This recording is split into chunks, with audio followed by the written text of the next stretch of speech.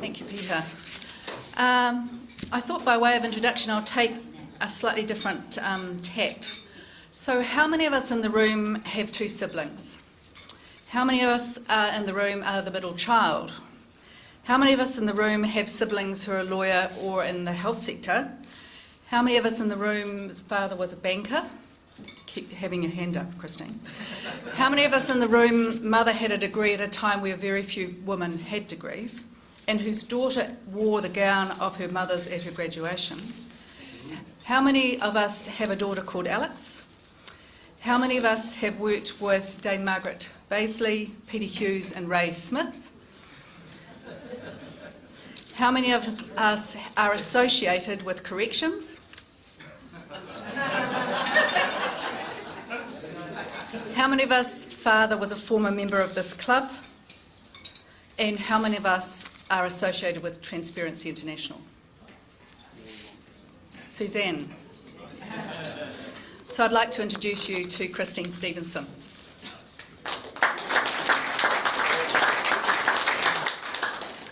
Thank you, Lynn, and thank you everybody for the opportunity to come to speak to you this afternoon. And as by way of diversion, Gillian is a fantastic person. What a great choice. Well done. So very, very good to see. I do think that Rotary is a terrific institution, and as you know, my father, Bob McKay, was a member here for many years, and I've certainly thought a great deal about him when preparing for this event. I also must say that it comes as something of a surprise to me to be speaking to Rotary on the subject of customs.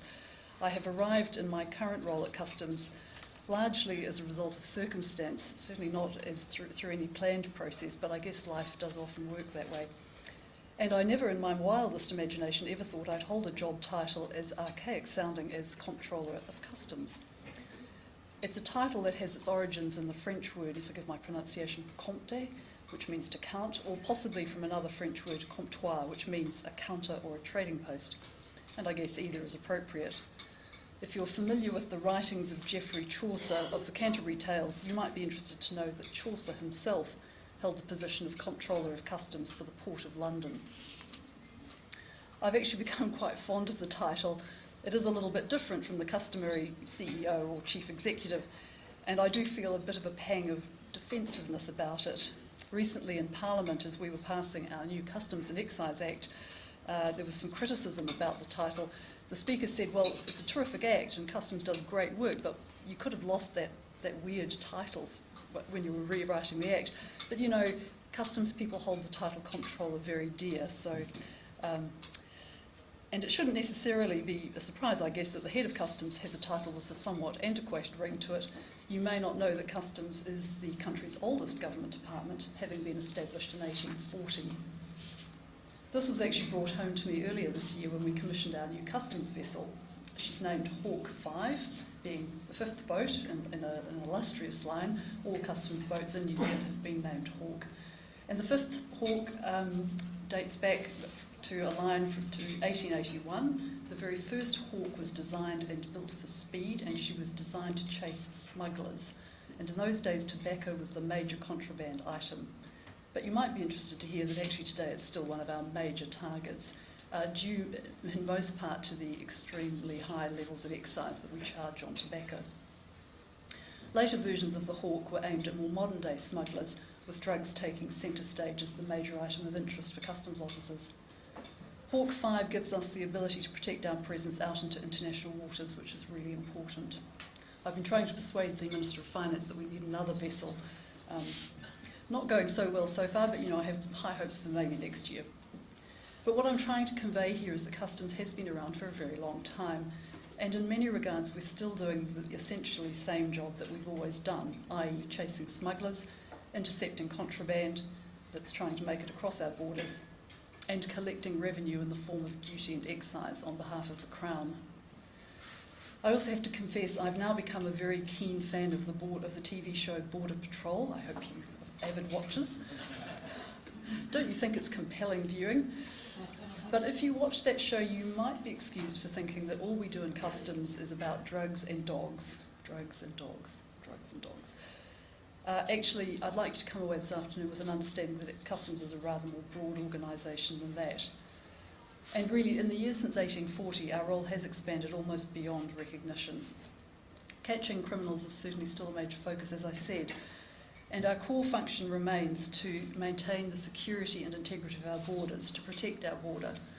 I would say to you the concept of border, though, has become somewhat more distant and elastic than it once was.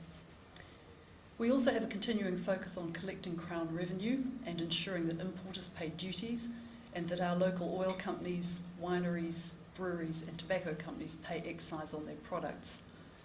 We are actually the second largest collector of revenue for the government, and this year we expect to take in around $14 billion. That's about 20% of the tax collected for the Crown. But in more recent years, and especially following the terrorist attacks in New York in 2001, customs administrations around the world have become increasingly concerned with the security of goods crossing the border. This has led to much more intervention at overseas borders, interrupting the movement of trade, including low-risk legitimate trade. Added up, delays and interruptions to goods in transit can cost New Zealand exporters tens of millions of dollars a year, from extra wharf costs through to the opportunity cost of having their products awaiting clearance and therefore unavailable for sale to end consumers. And for many perishable New Zealand goods, there is often the distressing situation where those goods actually expire without making it into the shops. So over the last about 10 years, New Zealand Customs Service has had a very strong focus on trade facilitation for our exporters. This is to ensure that the low-risk exports flow through overseas borders with little or no border agency intervention, thereby reducing costly delays and uncertainties. Customs absolutely understands that as a small trading nation, New Zealand increases its prosperity by trade with the rest of the world, and therefore facilitating international trade and making it smoother and more efficient contributes directly to our economic growth. We work very, very closely with business, be it exporters, both large and small, and industry bodies, shipping companies, airlines, and fast freight operators and customs brokers. We do know what helps these businesses because we talk to them literally every day, and we understand their pain points. And we have delivered significant improvements using new processes and technologies to encourage growth in exports and to help New Zealand business succeed. These initiatives work collectively to make compliance easier, to minimise delays and to improve access to markets, while at the same time providing a strong degree of assurance along the whole of the supply chain. This is all at a time where we're seeing very strong growth in trade. In 2016-17, Customs processed a record 14.5 million transactions. This includes 4.82 million export transactions, a 40% increase on the year before. The growth in volume has been driven in large part by the increasing number of consignments for low-value goods as the result of internet shopping. Customs is increasingly directly involved in providing assurance at all points along the supply chain, rather than interrupting it by stopping goods as they leave New Zealand. So some of our initiatives include our Secure Export Scheme. This is a really, really important scheme. Exporters who are approved for the SES, as we call it, provide customs with risk management plans which assure that their goods are packed and securely transported to the point of shipment without interference. This system is recognised by our major trading partners, which include Australia, the United States, China, Japan and South Korea, and those SES members' exports are considered secure at those borders. And if I could just say, we know from the stats that we keep, if you are a regular exporter, you can expect through China to have your goods stopped around 5% of the time. If you're an SES member, that goes down to under 0.5%. So you can see there's a real advantage there for our exporters. And I was in Christchurch, or Rakaia, just last Monday, signing up Synlait as our latest SES member. So that was terrific. We have a secure trade lane which we've been piloting. This creates a separate lane of trade between members of the New Zealand SES and the Australian Trusted Trader Program, and that enables segregated end-to-end secure supply chain that's very seamless and is cost-effective for our authorised traders. Quite a novel thing that we put in place about 18 months ago is the Joint Electronic Verification System, or JEVS as we call it, which verifies to China that our exports qualify for tariff preference under the free trade agreement between our two countries. Again, this streamlines and accelerates clearance processes with our largest trading partner. enabling goods out of New Zealand to enter China with minimal disruption. We also have what are called mutual recognition agreements with a range of customs in all sorts of countries. This formally recognises the risk management processes of these customs administrations and acknowledges the quality of supply chain security and allows for faster clearance of cargo. We currently have these in place with 5 of our top 6 markets: US, Japan, Korea, Australia, and most recently China, and I expect to sign one with Hong Kong in June. And you may not know, but we have customs liaison officers based in Brussels, Washington DC, Beijing, Hong Kong, Bangkok, Jakarta and Canberra. And a very important part of their job is to expedite New Zealand trade through the border.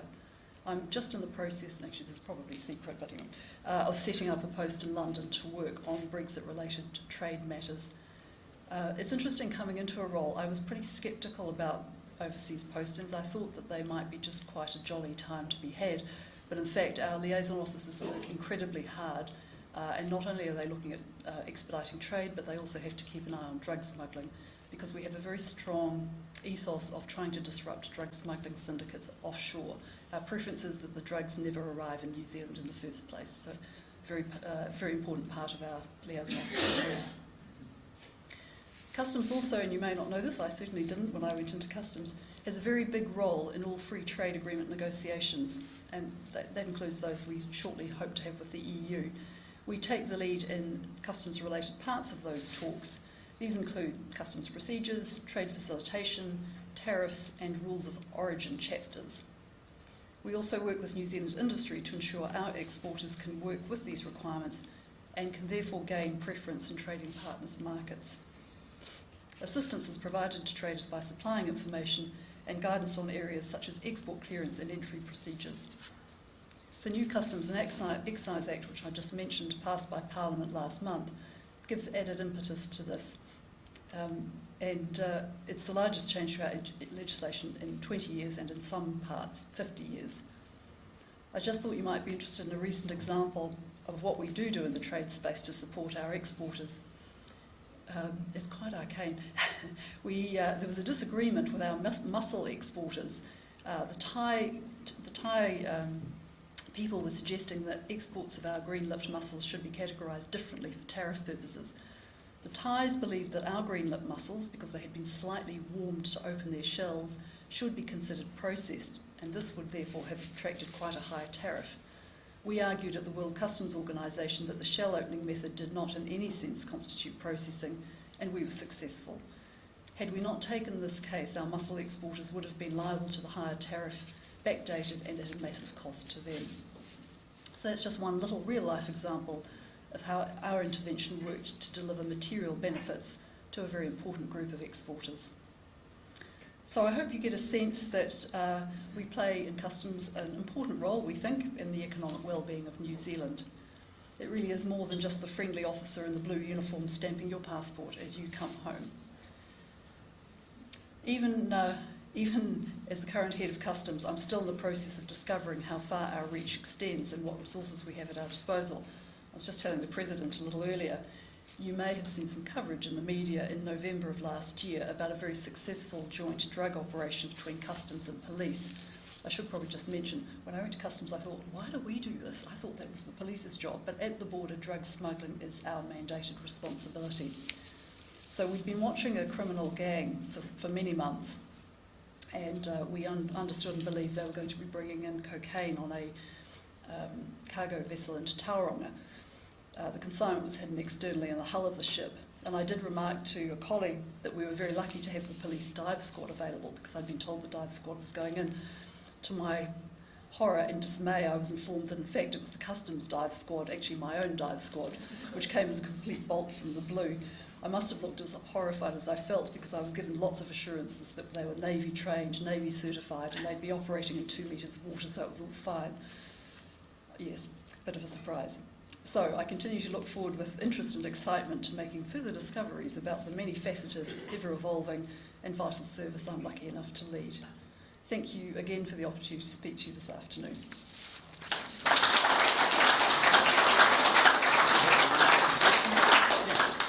Christine says she's happy to answer questions. Would anybody from the floor like to As long as ask? they're John.